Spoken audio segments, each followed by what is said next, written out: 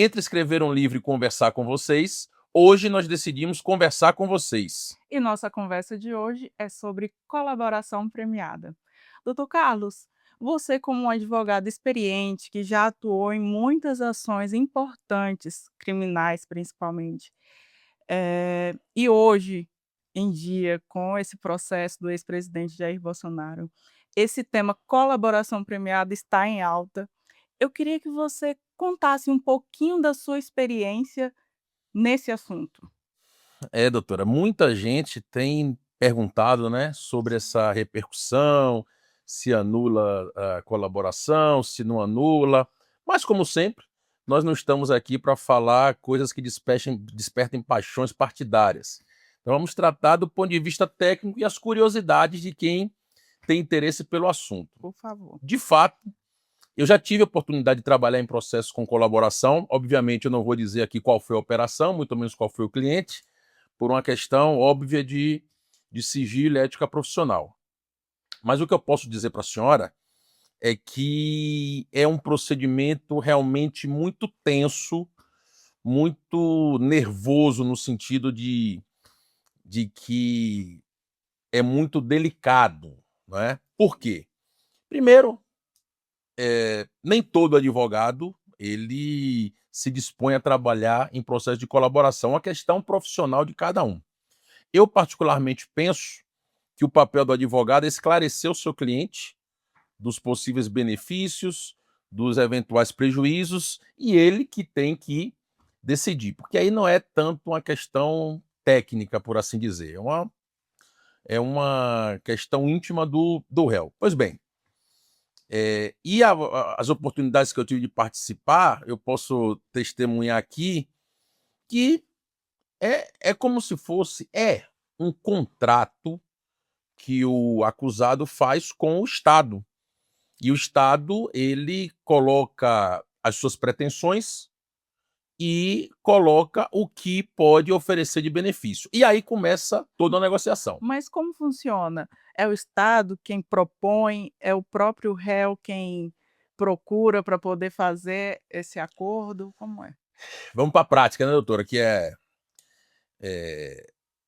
Por vezes, a defesa do réu suscita: olha, vocês têm interesse numa colaboração, o que é que vocês podem oferecer? Por vezes, é a acusação que diz: olha, nós temos interesse em saber certas coisas aqui, eu acho que ele pode se beneficiar porque eu posso oferecer isso. E Entendi. Então aí, pode vir dos 2 lados. dos dois lados, com certeza. E colocam-se as cartas na mesa. E aí, como eu disse, começa a negociação. Não, esse benefício aqui para mim é muito pouco. E o Estado vai dizer: mas eu quero saber isso daqui. E aí começa o primeiro ponto que muita gente tem dúvida. Ah, porque a pessoa senta lá e a acusação diz: olha, eu quero saber. Acusação ou polícia, né? Porque o Supremo já reconheceu a possibilidade de ser feita pela autoridade policial. Olha, eu quero saber sobre isso. Uhum. Isso não tem problema nenhum. Isso é normal, porque a colaboração premiada ela serve para preencher lacunas da investigação. E é quem conduz a investigação que sabe onde está a sua lacuna.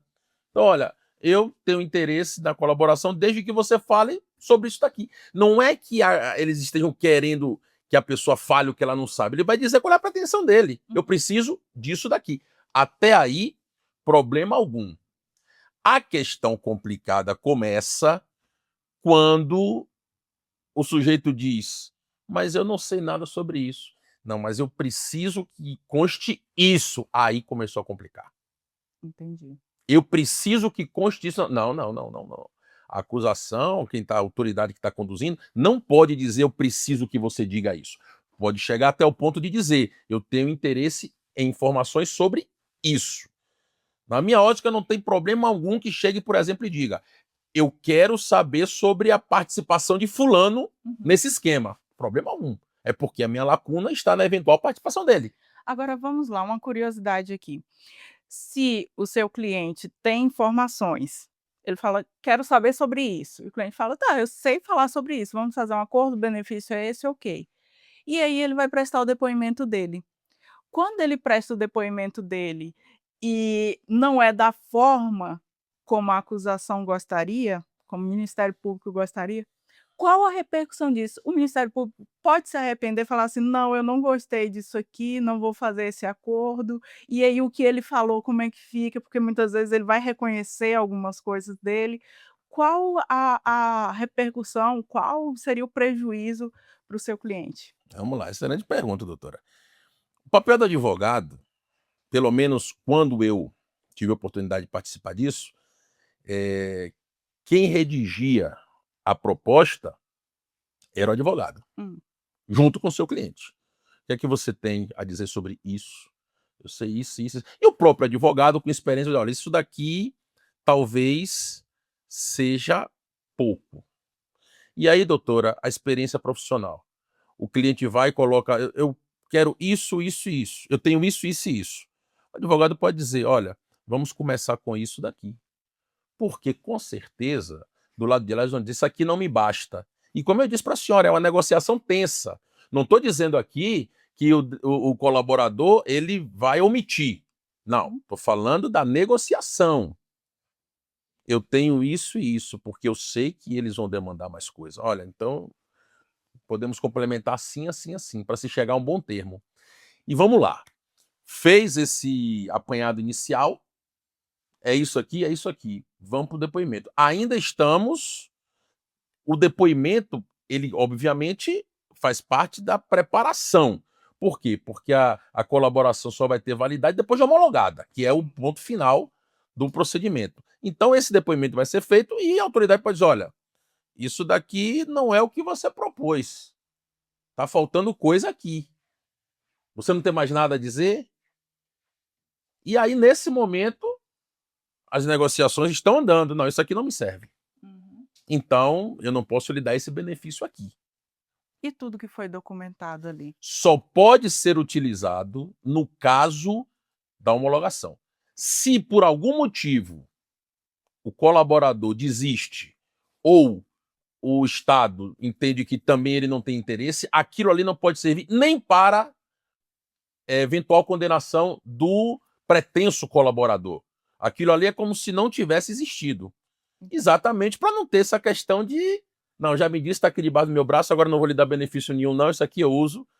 Isso. É exatamente com essa perspectiva, que não pode ser utilizado. Esse estique e puxa vai longe, doutora.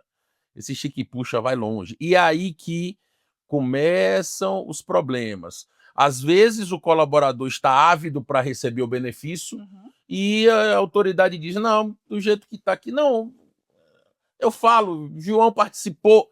Aí a gente começa a ter problema com a voluntariedade e a espontaneidade. Olha só, a colaboração ela precisa ser voluntária, Hum.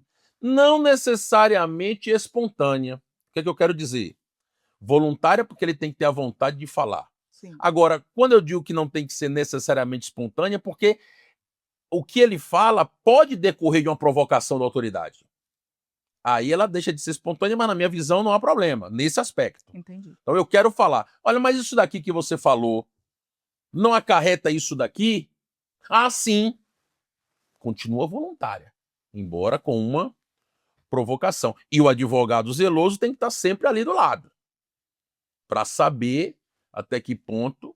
E uma coisa interessante, doutora, certa feita eu estava redigindo com o cliente o que ele tinha a dizer, e era um cliente muito ávido para fazer esse acordo.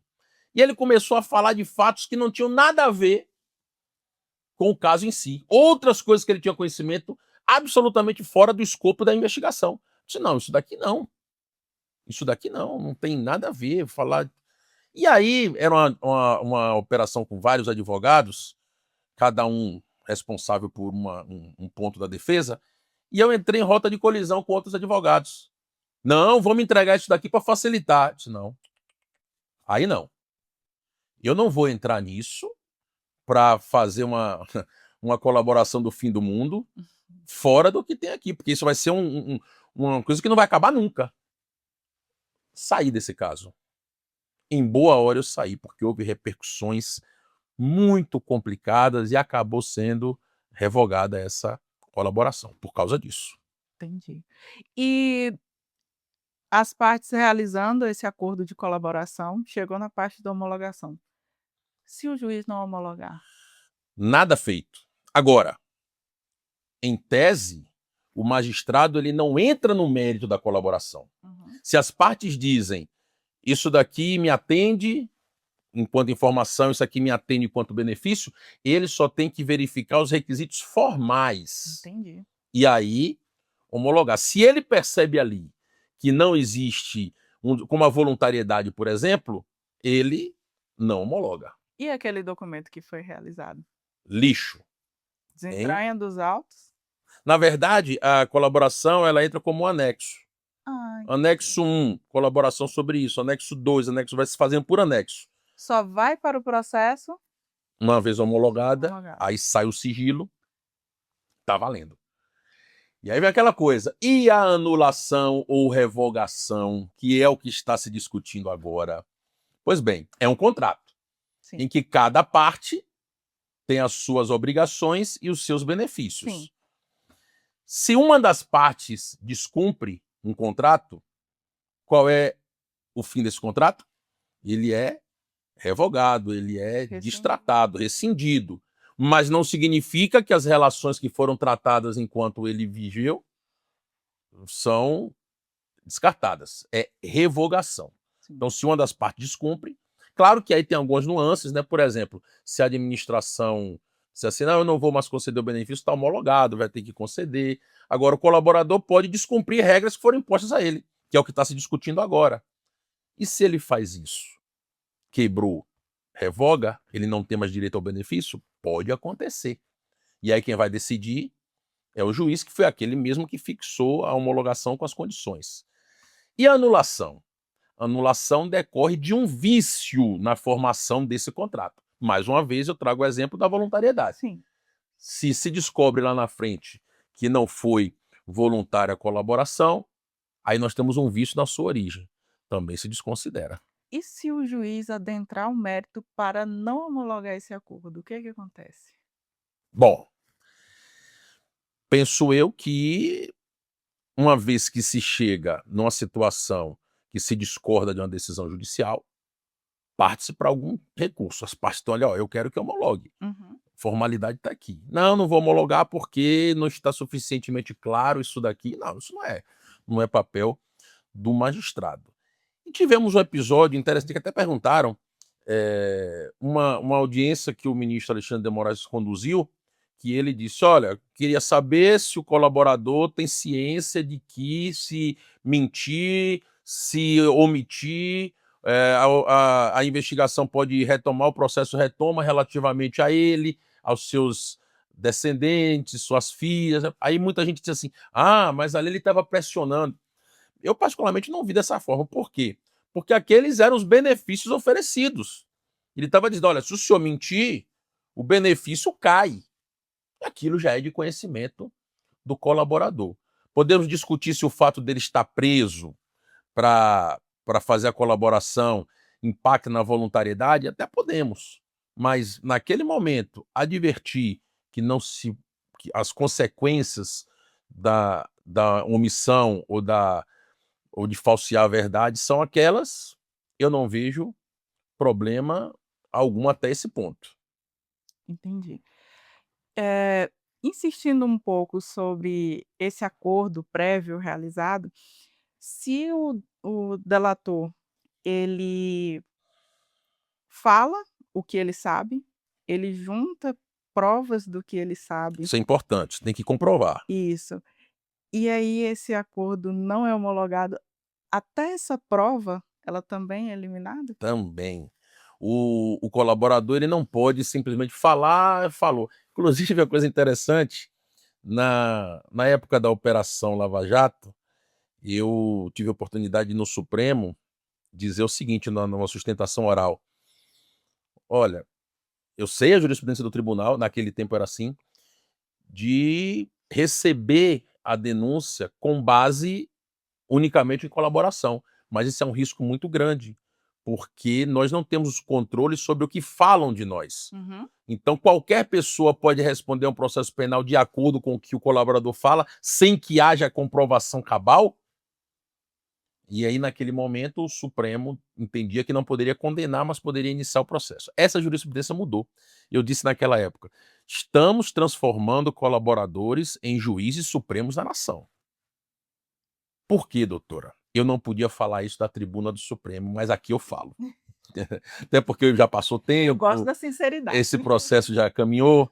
Pois bem, eu tinha notícias, aí não vou dizer que isso acontecia, porque nunca aconteceu comigo, Uhum. mas havia rumores de que existia um mercado da delação. Chamava assim, né? Mercado da delação. Como é que funcionava? O colaborador estava ali, né? E o colaborador tinha informações sobre várias pessoas. E ouvi dizer que chegavam recados. Olha, eu quero tanto para não falar sobre você. Eu quero tanto para não falar sobre você. Ou pior, eu quero tanto, senão eu vou falar de você. Até o que não existiu. Até o que não existiu. Então, isso é uma coisa absolutamente deletéria. Volto a dizer, nunca me chegou proposta nenhuma dessa. Sim, Ouvi falar, mas como estamos aqui em tese, tudo bem. virou um mercado, né? Eu acho que isso é uma coisa que tanto a autoridade que está celebrando a colaboração, quanto o magistrado que vai eventualmente homologar, tem que ficar muito atentos, né? Para que eventuais omissões não tenham sido causadas justamente por uma pressão que o colaborador. Eu falei aqui de cobrar para não falar, mas tem hipótese também que o colaborador é ameaçado Sim, para não falar isso e aquilo. Pode acontecer e até, né, é uma coisa até que a gente não pode descartar de forma alguma, porque estamos falando de interesses muito vultosos. e chega a ser até complicado fazer uma denúncia de ameaça sobre isso, porque, ó, tá ameaçando falar isso e isso sobre mim. Aí vai levantar aquela dúvida, né? Ah, então se estão falando, será se não ocorreu mesmo? Exato. E aí, a autoridade que está conduzindo esse acordo tem que ir montando o quebra-cabeça. E você percebe, a senhora que gosta muito de montar quebra-cabeça, percebe, está faltando uma peça aqui. Mas peraí, se ele tinha as peças todas ao redor, por que ele não tem essa peça aqui? Ou por que que ele trouxe uma peça que não está encaixando? Ou por que ele trouxe uma peça que não está encaixando? Lembra Uhum. a colaboração lá que eu saí? Porque Sim, a pessoa estava falando coisas que não tinham a ver com o universo da colaboração. E aí tem que ficar atento. Por quê? E aí o membro do Ministério Público ou policial experiente vai dizer: olha, tá estranho isso daqui. Desse jeito eu não quero. Desse jeito eu não quero. Então, aí por quê? Porque aí ou o colaborador abre o jogo, olha, eu tô sendo ameaçado, ou ele para de fazer uma eventual negociação que possa estar ocorrendo nos bastidores, né. A autoridade tem que ser, e é uma coisa assim, doutora, realmente é muito sangue frio. Às vezes diz: "Olha, acabou, não tenho mais interesse". Sabe aquela coisa dos gatilhos? sim, Não tenho mais interesse. "Ah não, fulano de tal vai vir aqui, vai contar isso daqui, e se ele contar, eu não vou ter mais interesse. Você que sabe. é uma Vou ouvir". pressão psicológica muito Sim, grande. "vou ouvir ele depois de amanhã. Quem chegar primeiro ganha o benefício". Ocorre tudo isso. "Não quero mais porque fulano já falou". "Não, mas". Ah, então, Tem alguma novidade para mim? Porque isso aqui eu já sei, já tenho às vezes não outros sabe nada, mas isso aqui eu já tenho. E aí, mais uma vez, é papel do profissional, né, sim, estar atento para isso e saber, será que aquele colaborador sabe isso? E o advogado pode procurar o advogado do outro colaborador? Pode, isso não tem problema nenhum. Ele não pode é ir no colaborador fazer qualquer tipo de pressão, mas conversar com o advogado pode. Mas é uma coisa que não tem muito efeito, e eu vou dizer por quê. Claro que o advogado do outro colaborador quer firmar o acordo antes do outro, é meio que uma corrida, sim. então também não fica trocando figurinha com outro. "O que é que você sabe? O que é que você..." Fica uma competição ali, né? E, Já de que você vai certa ter forma, sim. benefício, o meu cliente é quem vai ter benefício, o seu não. E aí eu digo uma coisa, doutora, quem não tem experiência com isso, quem não tem casca grossa, quem não tem sangue frio, não parta para trabalhar com a colaboração. Vou dizer para a senhora, é o tipo de processo que eu penso 10 vezes antes de assumir. Volto a dizer, não porque intrinsecamente eu tenha alguma vedação ao trabalho Sim. técnico do advogado, mas é que dá muito trabalho, é pressão atrás de pressão, É cansativo. é cansativo. O advogado ele recebe uma pressão, não uma pressão ilícita, mas uma pressão normal da autoridade, do colaborador, do Ministério Público ou da polícia. E aí, doutor, como é que é? Vai ser, não vai ser? Vamos fazer, não vamos fazer? Como ele também tem a pressão do cliente dele. Doutor, eu estou precisando disso daqui. E o advogado que se presta também não pode se prestar a trabalhar numa colaboração que o sujeito vai falar o que sabe e o que não sabe para conseguir De aqui. qualquer De jeito, qualquer né? jeito, isso não é o papel do advogado. Inclusive, seria até ruim profissionalmente para ele, né? Péssimo, péssimo. Então, quando a gente vê na televisão, foi homologado o acordo de colaboração de fulano, a gente não imagina todo esse bastidor que existe. O jogo é para jogador grande, é briga de cachorro grande.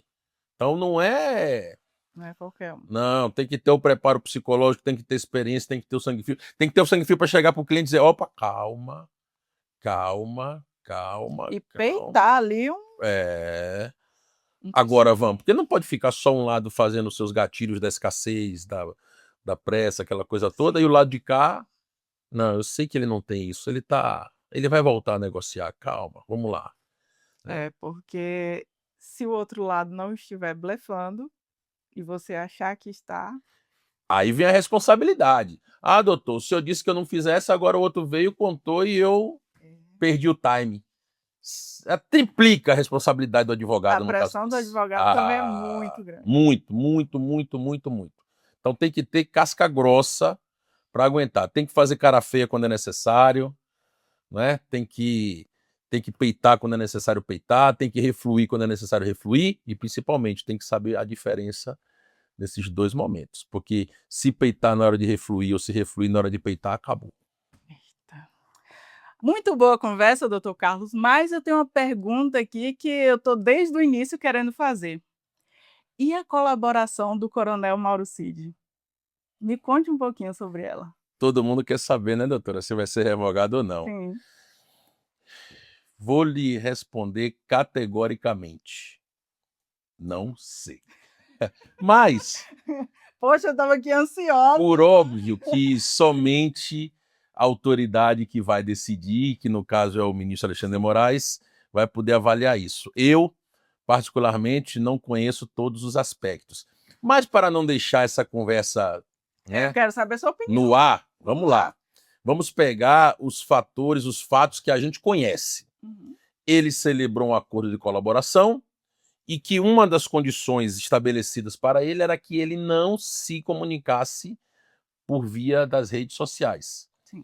E ele teria, isso não está certo ainda, né? Está em discussão, se comunicado com o advogado de um corréu nas redes sociais.